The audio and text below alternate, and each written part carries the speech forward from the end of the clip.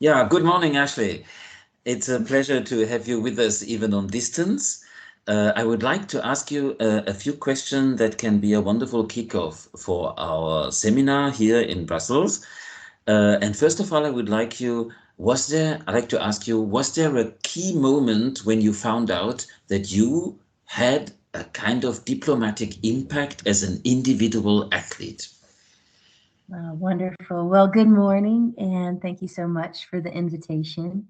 I wish I could be there in person. I know the magic is in the moment, human connection, but I'm happy to share a few things just over the internet here. But in terms of your question, when did I find out I had an impact as an individual athlete in this sports diplomacy world? I would say the first time I really understood sport in an international context was in 2005. I was a college basketball player. I just finished my playing days and my degree.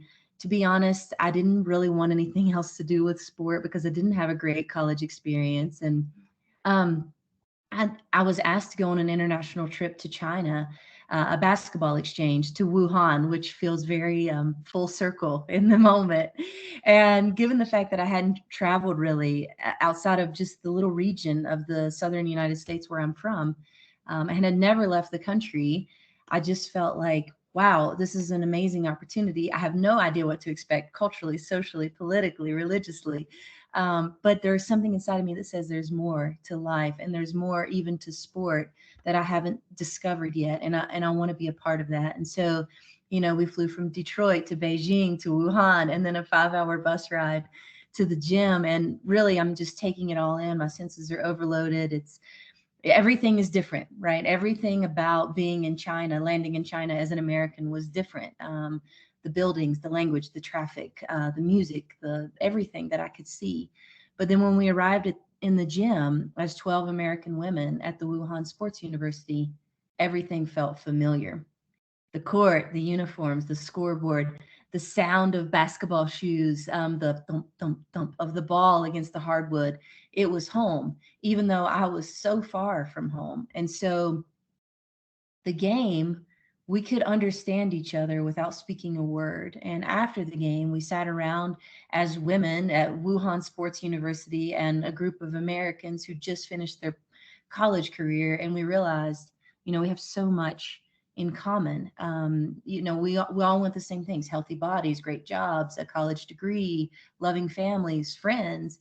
And we want to play the game that we enjoy. And so I knew in that moment for me, and that night in Wuhan in the gym, that I was going to try to make this into a career. I had no idea how, but there was something transcendental about sport, and that it was more than just a game. It was a bridge for me to a new culture, one that seemed so radically different on paper. And so I continued to pursue this idea. I was at the University of Tennessee getting a master's degree, so I was researching this idea of sports diplomacy and how sport can be used to build peace between people.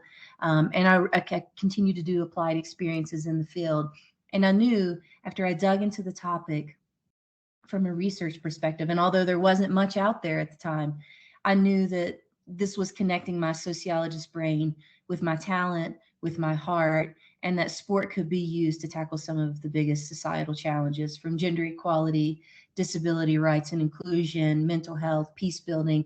I could see the power. And I knew when I think about the foundation of diplomacy, at least from an American perspective, and our involvement, which we're working on to form this more perfect union. We think about the ideals of democracy and freedom and equality and justice and inclusion.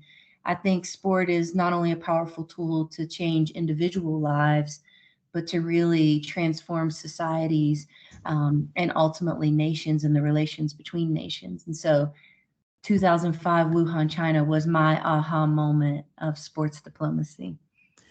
Okay, that's extremely interesting because it starts with an intercultural encounter, which is not yet diplomacy, but it turns into diplomatic actorness or agency, if you prefer.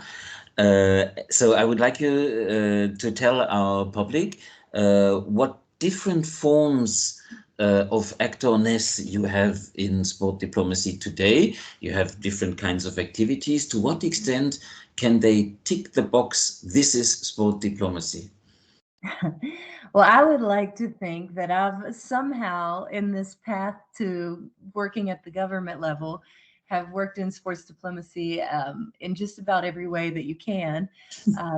Currently, I'm a program specialist at the U.S. Department of State, and we work on funding foreign policy priorities at home and abroad. And so those priorities, they change or they shift with administration, but right now, it's gender equality, climate change, disability rights, LGBTQ inclusion, countering violence, integration of refugees. So many things, human rights, that we're working on using sport.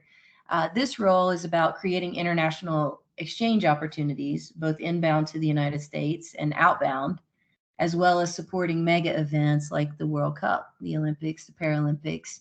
Um, but prior to this role, I worked at a nonprofit. And so I worked very much at the grassroots level of sports diplomacy. So coaching youth teams that were made up entirely of refugees here in the United States and using that in terms of reciprocal exchange and policy building and informing local policy and also federal. And then I think before that, I was a professor at the University of Tennessee. So I was researching the topic of sports diplomacy. I was teaching classes.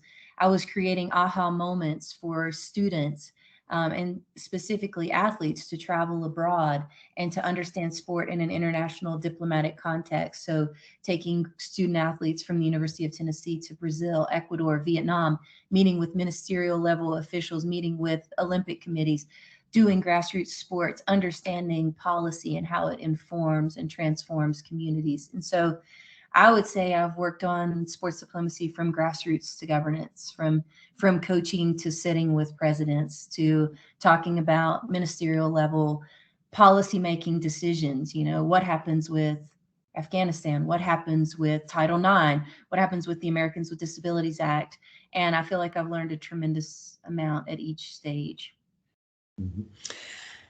So, if you have acted in sport diplomacy on the very grassroots level and on the highest possible level, meaning on the level of Ministry of Foreign Affairs of a nation state, and the big one with that, you also have a kind of idea today what works in sport diplomacy and what does not work. What is constructive and what is counterproductive? Maybe you can share a little bit your assessment on different actions that have a result or not.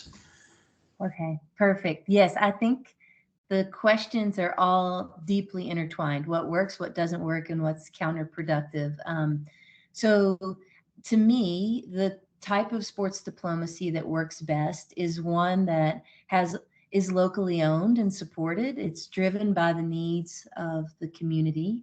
It includes state and non-state actors and is tangible in impact. So the thing that I love about working at the State Department is the collaboration and the way in which sports diplomacy is executed. So many people don't know this, but 50% of the U.S. Department of State is locally employed staff. And so, if we're working in Paris, 50% of our embassy there are Parisian. And so that's really incredible because it informs and gives us great insight into context. And so our U.S. embassies and consulates are working hand in hand with locally employed staff who then identify NGOs, universities, community organizers, and schools who are also working in our foreign policy priority areas. So women's empowerment or climate change, disability rights.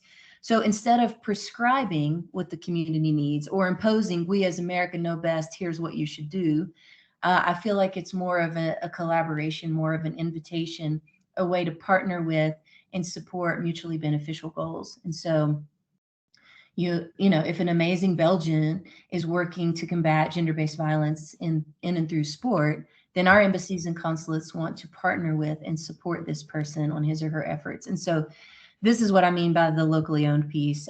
It's also driven by the needs of the community, which is important to us.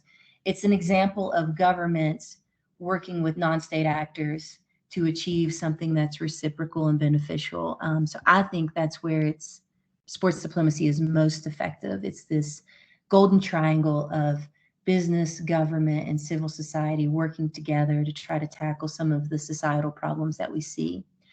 And so I think, to my last point, it goes without saying successful sports diplomacy programs are ones that can demonstrate evidence of impact. So clearly spelling out the goals in advance, and those are going to be short term and they're going to be long term and they're often going to be hard to measure. But having the goals spelled out in advance to better tell the story of investment is, I think, really important as sport tries to elevate itself on the world stage and talk about, oh, here's how we intersect with the SDGs. Here's how we intersect in the diplomatic or the development spaces. I think it's important as we sell also to Congress why our program matters, the story of impact and why investment is important. So I would say sports diplomacy is not an arms race to win the most medals. I would say at its best, it's a reciprocal relationship that really elevates humanity. Okay. Thank you very much, Ashleigh, for sharing your insight and your experience with our audience today. You won't be able to hear their applause, but I'm sure you'll get one. Thanks again very much, Ashleigh, and bye-bye. Thank you all so much. Enjoy the conference. See you soon.